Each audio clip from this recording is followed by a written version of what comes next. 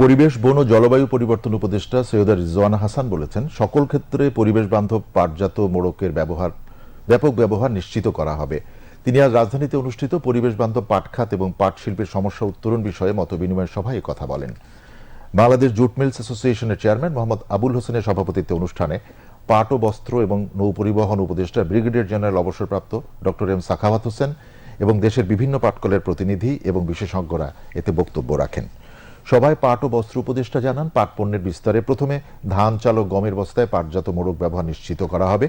পরিবেশ উপদেষ্টা এরপর অটো ব্রিক্স মালিক সমিতির সঙ্গে মতবিনিময় সভা করেন। সত্যিকারের অর্থে গণতন্ত্রের সুফল যাতে সর্বস্তরের মানুষ ভোগ করতে পারে, সে লক্ষ্যে সংস্কারের বিকল্প নেই বলে মন্তব্য করেছেন সুশাসনের জন্য নাগরিক সুজনের সাধারণ সম্পাদক ডক্টর বদিউল আলম মজুমদার।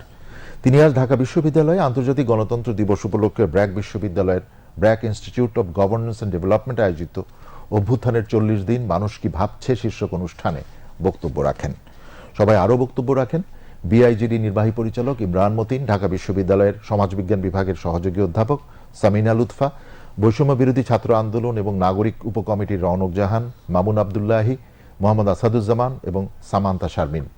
সবাই বক্তারা বলেন, ছাত্র জনতার অভ্যুত্থানে অর্জিত গণতন্ত্র সুসংহত করতে সকল মতভেদ ভুলে দেশ গড়ার কাজে সবাইকে এগিয়ে আসতে হবে। অনুষ্ঠানে 5 আগস্ট 2024 পরবর্তী মানুষের মনোভাব নিয়ে বিআইজিডির করা পালস সার্ভের ফলাফল তুলে ধরা হয়।